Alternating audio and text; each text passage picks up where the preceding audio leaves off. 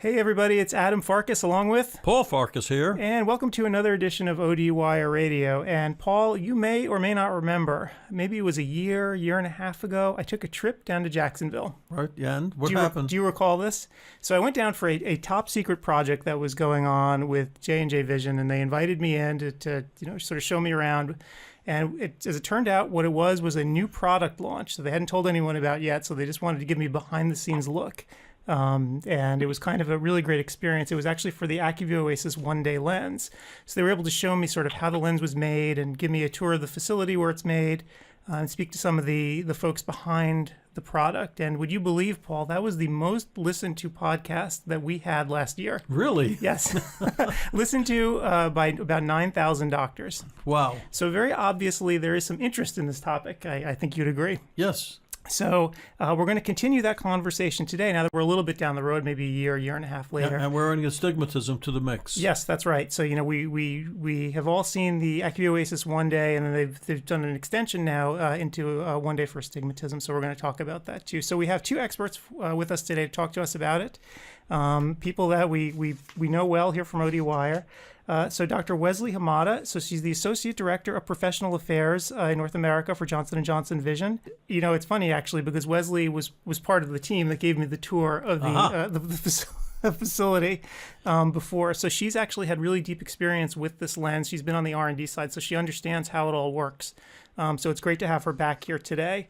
And we also have Dr. Charlie Clayton with us. And Dr. Clayton, he graduated from ICO in the year 2000, and he returned to his home state of Washington to practice. And he joined the Bellevue Vision Clinic up in the Seattle area, where he's an owner of that practice now. Interesting thing about Charlie, he not only is a member of the Washington Optometric Association and the AOA, but he also served as the president of the King County Optometric Association, who I visited last year. I went to their meeting. Really? Up in Bellevue, yes. And we actually did an ODwire webinar from there. Wow. Remotely. Can you believe it? No. And it didn't blow up. Wow. So Charlie's got a wealth of experience too with the lens, and he's going to talk to us all about it today from the clinician's perspective as well. So Charlie, Wesley, thanks so much for being here today. Thanks for having us. You're all so young. It's You. the end of the basketball season coming up. And I guess all of you were too young to remember when basketball games stopped because the contact lens fell out. And they didn't have anything to replace it with. So I want to show you how far back contact lenses go. That's true. So I think things have changed a little bit since then. Just a little bit. Yeah. So anyway, Wesley, can you talk about the AccuView OASYS one day? And to talk a little bit, for those that didn't hear the program last year, about the launch and everything about that AccuView OASYS one day. Yeah, thanks, Paul. Actually, like Adam mentioned, my previous life I was in practice, but when I first joined Johnson & Johnson Vision, my first role was actually in R&D. And my first project I got to work on was actually AccuView OASYS one day for astigmatism. So it's been kind of a full circle moment for me to be able to actually work clinically and work with the scientists and researchers how to develop this lens and see how it performs, and then being able to be in my current role and working with the U.S. marketing team to actually launch it to our peers. So it's kind of like the sneak behind the curtain that I've gotten to see, and it's pretty amazing. But when we talk about innovation, if we go back to the basics and what Johnson & Johnson Vision is really all about, everything starts with our patients. Just like we do in clinic and in practice, we always put the patient at the center. And we know, here at Johnson & Johnson Vision, all patients are different. They're all unique, have different health and physiology, but also they have different lifestyle demands. And so really, all our AccuView innovation, our portfolio of lenses, were really inspired by the eye. And what I mean by that is we really look at the natural function and anatomy of the eye, but also we're patient-focused, so focusing on each patient's lifestyle demands and needs. And we know patients nowadays are living busy lives. Everyone's got a cell phone, digital device. Everyone's on a computer. Everyone's moving in and out. And really, we wanted to look at the patient today. What are they experiencing? What are their challenges, especially the contact lens wearer? And really, from all this research, we wanted to look at the current lifestyles today. We did see that current contact lens wearers are experiencing performance decline in all types of contact lenses, whether that be reusable or daily disposables. And these patients, the insight really behind it was that, when we asked these patients, what were your number one complaints? And, I always think, it's going to be comfort, dryness, and those were at the top of the list. But really what boiled out was the feeling of tired eyes. Patients were like saying, well, my eyes just feel a little tired, fatigued. And how often do we really, hear that? It's pretty much everybody. I mean, we're all having demanding days. We're all on all these, environments, on our cell phone all day long. And really that insight is what the researchers and developers at Johnson & Johnson took to develop Acuvue OASYS One Day with Hydrolux technology. Right. And, this Hydrolux technology, you can see it plastered all over the boxes and, you're using the term a lot, and I'm sure clinicians are seeing it a lot. Can you tell us a little bit about what it actually is and what it means to the patient? Yeah, and that's a good question. We get that a lot. What is Hydrolux technology? And technology encompasses multiple components. So it's not just one thing. It's the components of the innovation that make a technology. So really, Hydrolux technology is a tear-infused design, and what I mean by that is enhanced moisture network of tear-like molecules. It's incorporated also with our breathable, hydrated silicone, but it integrates with a patient's own tear film and the natural components, what make the tear film so great. So when I mentioned first that enhanced moisture network, what does that mean? We've actually increased the cross-linking polymer. So if you think about tape is sticky and adhesive. The less cross-linker in tape works, the more sticky. But obviously in a contact lens, we don't want that. So we've increased the cross-linking, and what that does, just like increasing thread count in bed sheets, it creates a finer, smoother network or lens network, which reduces adhesion. And the reduction of adhesion really comes into play for multiple things. If you think about the eyelid blinking over 14,000 times, the less adhesions on a surface, the smoother the surface is, the less energy or less friction is going to be expended by that eye, which could lead to feelings of tired eyes. But also when you think of the manufacturing, and Adam, I know you came down and got a sneak peek of some of our high-tech manufacturing technology. Well, actually, part of that technology helps in our manufacturing of this lens. If you think about a daily disposable lens and coming off of these molds that they have to come off of, you need it off cleanly and quickly. And so really this enhanced moisture network also helps with our manufacturing. The second component is our tear-like molecules. So Wesley, I just want to let everyone know. So up on the screen right now, they're actually seeing the facility that with the pictures that I was able to snap when I was down there, just to give people a sense of the scale of the operation of actually producing these lenses, right? Because as a daily lens, you need a lot of these things, right? So I don't think people really are necessarily appreciate it till they see it. So you mean mom and pops can't open up a lab of their own, huh? Wow. Not like this. So sorry. I know. It's amazing. I think, we started what we call with 1 GT. We're up to 4 GT. And, of course, the majority of our lenses are made here in the USA that are sold in the USA in Jacksonville, Florida. And so think of all the different Acuvue products that we have are coming right out of here. We have to have, innovation. We think, as a doctor, we think about the innovation as just a contact lens. But when you talk to the scientists and researchers and manufacturers here, innovation also starts with the tooling. Adam, like in those pictures, every single component of that is an innovation. So it's pretty amazing. Again, my time in R&D has exposed me to so many different facets to this industry. It's just amazing. It's like I'm like a little kid in a candy store. Very cool. I'll go on with also what's important in our Hydrolux technology is our tear-like molecules, and that's our internal wetting agent, PVP or polyvinyl pyrrolidone.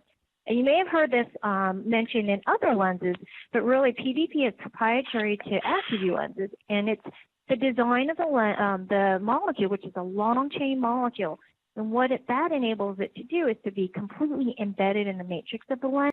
And it also has hydrophilic and hydrophobic sites. So it incorporates with our hydrated silicone. And you may think, well, isn't silicone hydrophobic? And yes, normal silicone is, but really the hydrated silicone, we've actually tied our silicone to have actually hydrophilic sites as well. So this, along with the PVP, can be completely intertwined in the matrix of the lens, so it doesn't need a coating, and it brings the moisture in. Like I mentioned, it's a tear-infused design, so we use the natural components of the tears to keep the moisture in, and that helps stabilize the tear film over, blinking throughout the day. In a daily lens, they're blinking over 14,000 times. The more stable that tear film, the clearer the vision, the more comfortable a lens is going to be. Right. Couple key other components of the Hydrolux technology. We have this optimized packing solution. So really, this is a daily lens. So if you think about patients putting it in every day, you want that patient to have a seamless experience. You don't want to have any irritation or stinging when you put a lens in every day. So we've actually kind of balanced that electrolyte to mimic the natural pH of the tears. Has an enlarged optic zone to cover for larger pupils, especially at nighttime or when the pupil enlarges. Also has a larger diameter, so it gives full limbal coverage. And just like all of our AccuView products, we have class 1 UV blocking in our OASYS One Day with Hydrolux technology. Charlie, the Hydrolux technology helps support a more stable tear film and has class 1 UV blocking. How about the astigmatic patient? So the cool thing is they came out with the AccuView OASYS One Day for Astigmatism, and I actually was very lucky and got a hold of it back in January. And the reality is about 1 out of 2 people, I think the study actually says about 47% of the population have at least 75 still or larger. And so having the toric option now just opens up a huge venue for fitting more patients in a single-use lens. And, with the toric option, you can make their vision much more sharp, much more accurate, much more clear. I work in Bellevue, Washington, which is just outside of Seattle. My office is a half mile from Microsoft campus. And I have, Microsoft engineers, I have Boeing engineers, I have all these really technical people. And they're a little picky. I mean, downright OCD, really. And they really want the sharpest, clearest vision, both in a distance and up close. And so having the ability to actually do that now in a single-use product that's, really great for moisturization and controlling, the surface wettability is huge. Historically, when we didn't have the toric options, but we wanted to fit, the single-use OASYS, we had to mask, that's the code word. But we all know masking really, let's call it what it really is. We're over-minusing our patients when we mask. And over-minusing is a dirty word. We don't want to say over-minusing. That's a bad word. So we call it masking. It's a nicer, fluffier way to say it. But the reality is it's just not as accurate. And so, not being able to actually address astigmatism was a little bit of an impediment in some ways. But now I can really dial it in, and it's just that clarity. Everybody likes sharper, clearer vision. And if I can give them that, especially if I take somebody that is masked, and they have not had their astigmatism directly addressed, and I can say, here, try this, and then you tell me what you think. They come back and they say, oh my gosh, I can see PowerPoints better, I can sit in the back of the room, my driving at night's better, my vision's better, I don't feel like I have to squint as much, I don't feel like I get as tired, clear, because I'm trying to, work through reading stuff because it's not clear. It's all about efficiency. I find that, I tell people, I'm trying to make sure that your contacts are as accurate as, so your vision can be as efficient as possible, because ultimately clarity rules. You got to have the clarity there. Otherwise, people won't use them as much. Absolutely. And you wouldn't think of not correcting a spectacle correction with a minus 75 cylinder. So why not the contact lens? Right. Absolutely. I mean, yeah, you'd never blow off, a buck of sil, with somebody that's -6 with, a doctor's cylinder and glasses. And that, that's usually the, people's complaint is, well, I don't see quite as well in my contacts as I do in my glasses. And now I can pretty much eliminate that in most situations. And I can give them much more an apples to apples kind of performance level versus, with their glasses versus their contacts. and that just comes out even better. And then the other thing is a lot of times people drop because of that. I have a lot of patients that, I say, how much do you wear your glasses? How much do you wear your contacts? And they say, well, I love to wear my contacts more, but I just don't see as well out of them. I'm just not as happy with it. And they're bummed. They're not like, oh, thank goodness I don't have to wear my contacts as much. They're bummed out. They go, yeah, I really wish I could wear my contacts more, but my vision's just not as clear. Or maybe my vision fluctuates. That's a big issue too. Is people say, well, my vision's sometimes clear, but sometimes I blink and it goes fuzzy and I have to rub my eyes or do something different. So having the ability to actually correct that is so much better now. And it just makes people happier. And I come off looking like a hero because I can actually improve their vision situation. Yep. Yeah.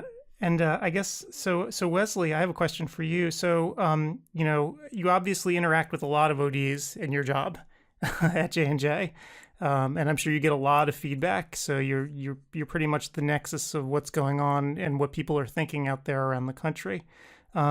So what do the ODs tell you that they need to successfully fit astigmats in soft lenses? That's a good question because, in the U.S., we have, a large astigmatic population. However, I think less than 25% of patients that can be corrected are put in a toric lens. So there seems to be a gap there, and we really wanted to know not just why a patient wouldn't wear it, but really why are my colleagues, hesitant to put a patient in a toric lens. And really, it's nothing out of the ordinary that pops out, but really, having the clarity and stable vision in a toric lens that maybe in current technology or previous technology they haven't been able to achieve with their patients. Also the comfort, that is a challenge, especially when you have a monocular astigmat wearing a sphere in one lens and a toric in the other. There may be a perceived comfort difference. And, unfortunately with all toric designs, there is a slight, change in comfort. However, our goal, at J&J Vision is really to achieve that comfort, to get it as close as we can to a sphere, and we think we're really pushing the needle on that. And then, it's chair time. So, we have busy lives. Everyone has patients. You have patients waiting. Will this toric lens that we put them in, will it take up too much time? Am I going to have to keep refitting, putting more and more lenses on? And when I talk about that chair time, it also ties to that limited parameter. So, I know the problem, and hesitant I was having that patient in the chair, going to a fitting set, pulling it open, not having that toric lens in there, then going to find my Tyler's quarterly and realize it doesn't even come in that parameter. So, you spend all that time explaining to your patient, trying to find a lens, and it's not even, there. So really those kind of boiled up to the top of when we polled a lot of eye care professionals out there. But I wanted to actually really toss it to Charlie because, he's in practice every day. Charlie, is this something consistent that you see with your patients in your practice? Oh, yeah. I mean, you pretty much nailed it. You want to have a product that you can go to, pull it, and put it on the patient's eye and have it be effective, efficient. You don't have to mess around with it. I've been in practice about 17 years now, and I think about how it was 17 years ago. You went and pulled this lens out of a vial, you stuck it on the patient's eye. You had to wait 15 minutes for it to equilibrate. And usually you'd walk back in the room and you'd say, okay, hey, Steve, so how's the lens doing? And Steve would rub his eye and go, I don't know. And you're like, oh, Steve, don't rub. Oh, man. And then you got to let it equilibrate for another 15 minutes, and you're running behind. You're trying to figure this out. And God, it was a hassle. And half the time you didn't have the right parameters. You couldn't fit it. You were masking or kind of hitting in the ballpark. And the patient was, their experience with the contact was meh. How's the contact? Nah, it's okay. It doesn't suck too bad. It's just, oh, good. Let's put that on a slogan for my office. Dr. Clayton fits contacts that don't suck too bad. Woo! I'm going to ride that all the way. And so, with the OASYS One Day Sphere and now toric, it gets rid of a lot of those concerns because you get that stable vision fast.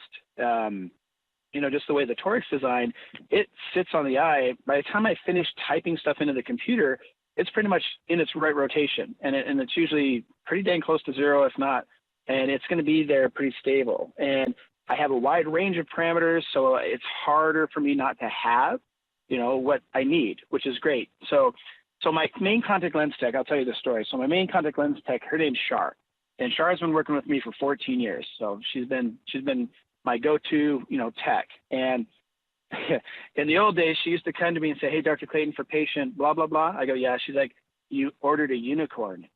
And I'm like, "A unicorn?" The first time she said it to me, I'm like, "Unicorn?" She's like, "Yeah, what you ordered is a figment of your imagination. It doesn't exist. Nice try." And I'd be like, "But I love unicorns. And I think they're beautiful and pretty." And she's like, "Well, that's great, Dr. Clayton, but they don't make that lens." And then she had me a Post-it note of, here's the parameters that the lens comes in. So she was nice enough to go to Tyler's Quarterly and figure it out for me. And basically she would know at that point that none of these are going to work. And here's the lenses you could order that, lens in. And she's like, and that was it.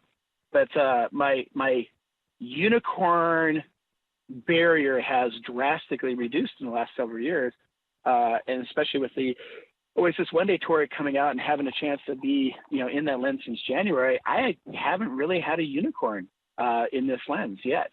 Everything I've wanted has been there. And so the wide range of parameters is huge. It gives me the confidence that I know I can put almost every patient in that lens and I don't have to have that hiccup. And so Char's not coming to me telling me I tried to order a unicorn. So my unicorn experience is, I believe in them more and more now because, she keeps telling me there's not a unicorn, so there must be unicorns now. So that's okay. Right. And, Charlie actually understated something before. He mentioned that he's in Bellevue and a lot of his patients are engineers. This is like ground zero in the Pacific Northwest for high tech when you go there. And I think everyone could probably agree that engineers are probably the worst kind of patient to have. Maybe nurses. Maybe nurses are number two. Yeah. Just in terms of being very particular. And Charlie, what's your experience been since January? It's great. The lens is kind of bulletproof. I can put it on their eyes. I have patients that I'll say, "All right, Steve, how many hours a day are you on a screen?" Asking about computer time is not the best question anymore because it's just screen time because they're on handheld devices, their phones, and all these different things.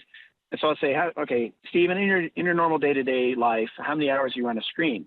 Steve says, 24 minus, he counts backwards from 24. My patients frequently count backwards from 24 to get their screen time. And usually it's somewhere between 14 to 16 hours a day. And it's not messing around stuff. They are high-end functioning engineers, type A, OCD, rare patients. And, and usually when you start a toric fit with these, you just, inside you're doing the silent scream and cry of, "I'm going down the rabbit hole with Steve today." And you know that you're going to have a 2 month of griping and moaning and just complaining and, "Oh my gosh." And that's just me. And then you got the patient end of it. And, you're starting this big can of worms. You just open it up and just bleh everywhere and you're just going to battle. But with the OASYS one-day toric, I can put it on and I type in the stuff. I look at it. "Oh, the fit looks good. How's it feel?" "I can't really feel it." "Perfect. These are the new stealth lenses that I'm fitting. Highest, state-of-the-art technician, stuff for you, and high, state-of-the-art tech for you, Steve. And I don't want you to feel the lens. I don't want you to even be aware of the lens, except that you can see clear and your vision's comfortable." And I'm one and done. That's the thing that's really come through, is I can put the OASYS one-day sphere, one-day toric on people, and I'm done. I rarely have to make a second change because what you see is what you get. The patient experience is fantastic with it. They come back and they tell me that I'm the magic man and that these are the best contacts I've ever worn. I do a little happy dance. I take all the credit. Thank you, Johnson & Johnson, but I take the credit. And, everybody's happy. So even with my really picky, engineers, and if I can make them happy, then, the normal patients out there, I'm like, it's great. I'm very happy. Well, Wesley, why don't we talk a little bit about the science that made Charlie a hero? Getting behind the lens, the magic. Like, what's the magic stuff?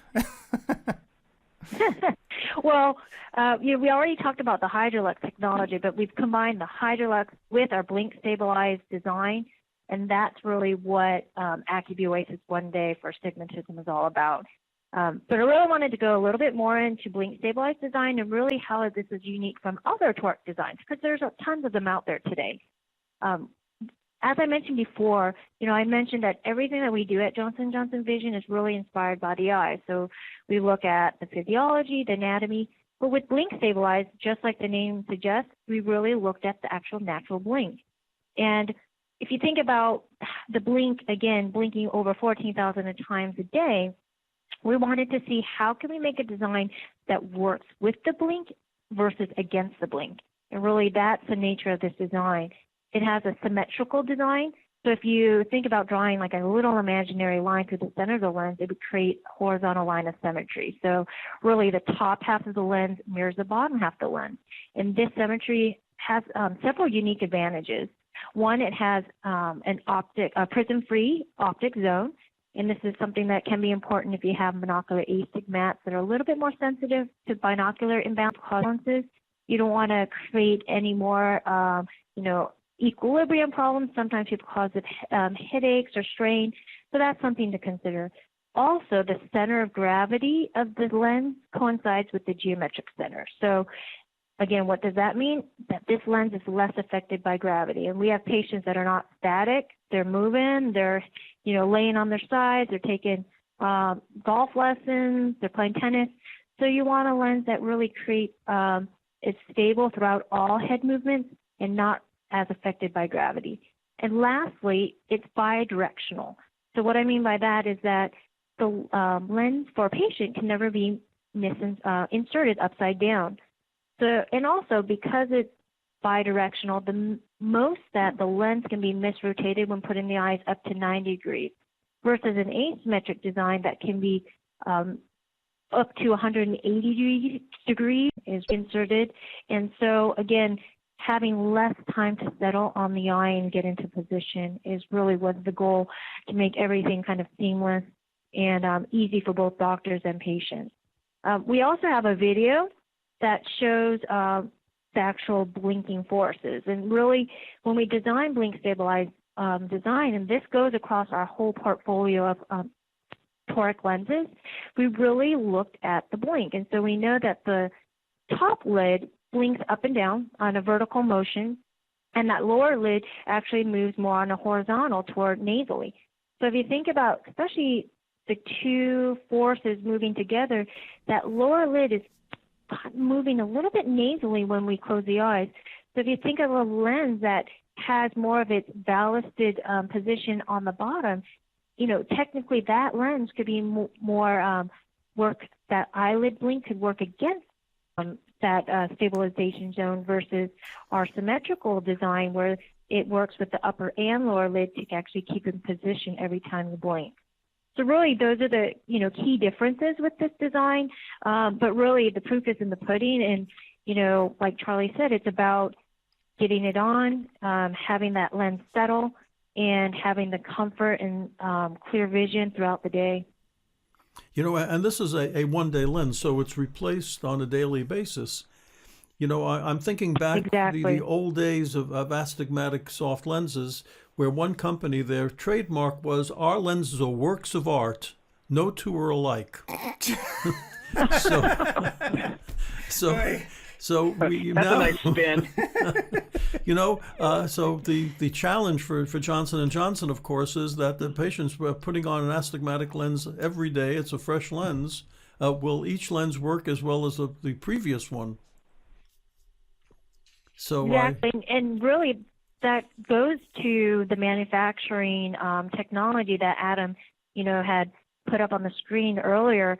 It's not just about having a great design, but the end half is that you can have a great design, but if the manufacturing process is not the most innovative and not consistent, then your patient is going to have an inconsistent experience every single day in a daily lens, and that is something definitely we were looking into. And actually, we do have results that show that 99% of the patients had a successful follow-up visits. That means every day, and at the end of the day, vision was stable, comfort was great, everything was, performance was on par. So Charlie, you're in the trenches, and you've had experience with these lenses since January. What's your practical experience with these lenses? So I always say I like clinical studies and I like data, and actually I want to steal that Blink video because I actually talk about that to patients, because I always say, you want to think your eyes just blink up and down, straight up and down. And I tell them, I go, no, there's a lot of lateral movement there. And so I actually talk about blink stabilization. I say, look, the older design is ballasted. It was heavy on the bottom to keep, it weighted. And the older designs were blink destabilized. So I thought it was really interesting that, they did the research and looked at the eye and basically turned the weakness of the older toric designs into a strength by blinking destabilizes the lens. Well, and gravity's a problem. Well, let's eliminate gravity from the situation. So they go with this bidirectional thin zones, but then they make it so it's blink stabilized. So yeah, you blink 14,000 times a day. So great. Let's make that lens stable by resetting it every time you blink so it can, be more consistent. And so I talk about that with patients all the time. And, our patients live very dynamic lives. They're moving, so one of my patients is actually one of the nationally ranked sporting clay shooters. And so he shoots flights of 250 clays. And sporting clays, you're walking a trail and clays come out all different, at you to the left, to the right, rolling across the top of a wood pile. It's a very dynamic sport. And he's got astigmatism. And so it was really important that his vision is clear, because in a national shoot, the difference between first place and second place is 240 clays broke, 249 clays broke. That's how close first and second place is. And that can be the difference of first place and a $100,000 prize or a second place and $20,000. It's a big difference for him. So it was very important that I fit him in a lens that was as stable as possible. Every time he blinked, he was there. And this lens does that. My patients, they get very stable vision. I think with the lubricity and the moisture retention on this lens, they don't turn as much either, because there's no friction, or very little friction. And so that's the other thing that spins that lens. When you have really dry eyes and you have this lateral movement with the eyelids, I tell patients, I go, when your eyes are really dry, when you blink, you're going to turn that lens. And that's when patients start doing all these weird compensating behaviors. They start, they come and go, Dr. Clayton, if I do this and I pull my lid this way or I push my eye that way, the vision gets better. And I'm looking at going, okay, quit messing with your toric and let me take a look. This lens pretty much eliminates that. I just don't see that. And so I'm very happy clinically. Patients come back. I really, every time I check them back, it's a good thing, but I'm almost bored. Like, yeah, it's good, perfect, it's beautiful. It fits exactly like it should, because it's just an expectation. It's a dependability on my part, so I feel much more comfortable with the lens. But it's also on the patient's part. I mean, you think about life, and sometimes with our patients, you want to look at them and go, well, Steve, I'm sorry your first world problems are getting you down. And that you can't see through walls with your new contacts, and they're not, they don't do all these different things. But the reality is, people want dependability. When I get on my phone and I'm out of town, I want to be able to log on, and I want my Wi-Fi to be fast. And when it's not fast, it ticks me off, even though it's just like, ooh, I'm just trying to do my email. I'm just trying to log in. And so, we have all these things we use every day. We want them to be consistent. We want them to be dependable, because that makes us happy. And if I can give somebody a consistent, dependable, clear, comfortable vision, that makes them happy. And that reflects back on me as the practitioner, as their doctor. And I got news for you. I take all the, I joke about it, but I take all the credit for when it comes off good. But guess what? If I fit somebody in a bad contact lens and they have a bad experience with it, they don't blame the company that manufactured the lens. They blame me. It's my fault. I'm the last person that handed them that lens. And so if I give them a bad lens, that's on me. And it comes right back to me. The buck stops with me. It doesn't go to the manufacturer. It comes to me. And so when I fit patients, I know that every patient's a critic. Every patient is going to be talking about me to their friends, their family, and their coworkers. So it is my passion, my dedication, and really just self-preservation that I fit the best contact lens I can fit on that patient because I want them to be happy. I want them to have a positive experience because that means that they will refer back to me. And if I don't, then they're not.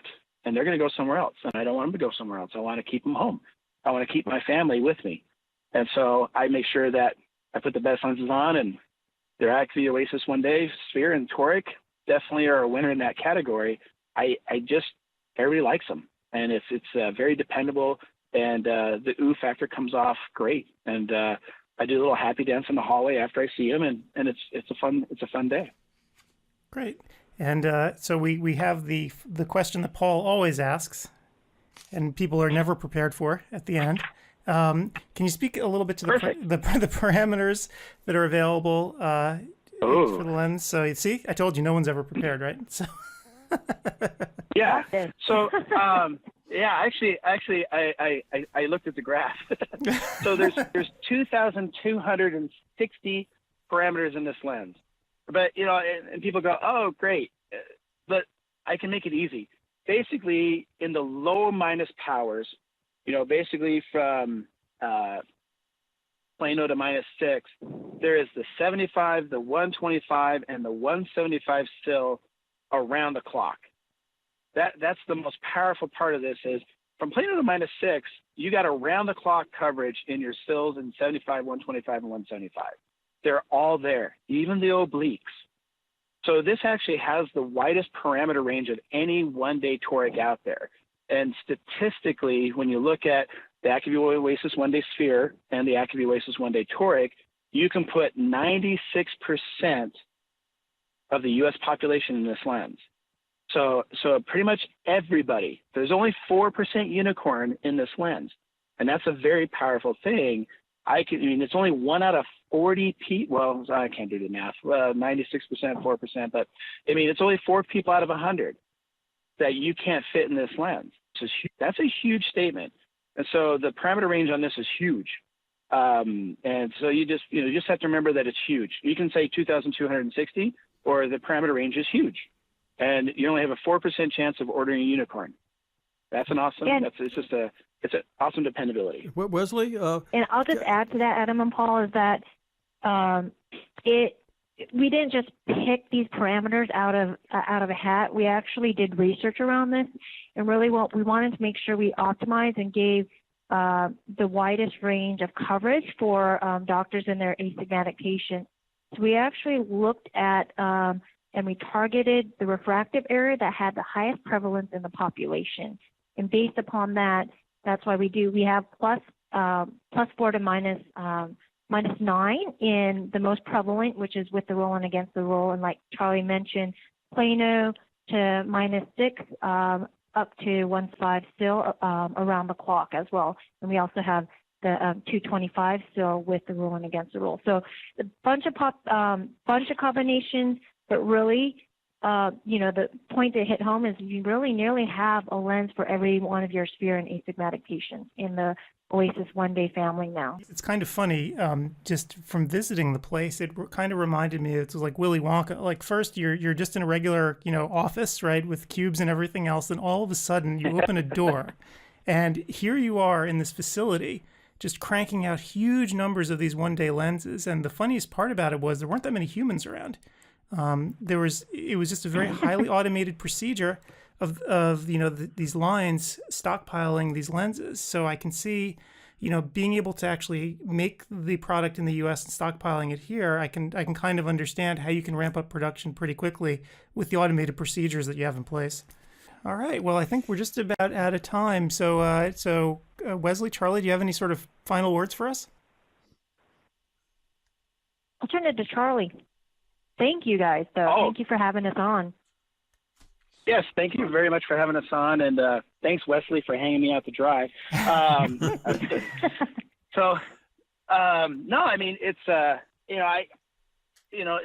in the day-to-day practice, we're all, I talk with my friends and I talk with different people, and we all deal with the same stuff. We got staff issues, and there's all the different things that make our life very complex. And usually we just want to be the doctor. We just want to help people make their vision better. I love it when something comes in and makes my life easier. And it's tongue in cheek, but yeah, I do like looking like the hero. I like coming in, and I mean, the reality is I really want to make people's lives better, and I want to make their vision better, and I want to take care of them and make sure that they're happy. Because, it's ultimately, we have people for about an hour a year in the office, maybe every, 14 months or 18 months, depending on, their format. And ultimately, a year later, they're not going to remember everything that we said, and they're not going to remember everything that we did, but they're going to remember how we made them feel. And part of that is how well their vision is, working for them, especially my contact lens wearers. That little contact in their eye is their avatar. That's my avatar in their eye every day. And I have them for an hour, and I can connect with them then. But my connection to my contact lens patients the rest of the time until they come back and see me is the contact lens that I prescribed. And if I have something that works great, makes them super happy, and it's easy for me, then I'm a happy camper. And I'll enjoy the hero status with my patients on that. And they don't have time. As Paul was saying, it's a gratification society, lots of first world problems out there. And they want it done. They want it done right. And they don't want to mess around with it either. They don't want to be back in my office 4 or 5 times when I'm messing with their axis and screwing around with different things. They want to be one and done, just like, I do. And so this lens gives us a great tool. I always like more tools in the toolbox. And just like any toolbox, I have my favorite tools. And this was definitely one of the ones that it makes my life so much easier. So, keep making good stuff. I enjoy new technology, and I'm always excited when new things come out, and especially when they actually really, really work well. Great. Okay, I think you said it all, Charlie. Great. All right. Well, Charlie, Wesley, No worries. So thanks so much for being here. And I guess this podcast will be up on ODwire. And, if people have questions, they can feel free to respond to the discussion thread there. And I'm sure the conversation will continue online if this one is half as popular as the last one that we did. Another 10,000 people. There you go. All right. Thanks again, guys. Thank you, guys.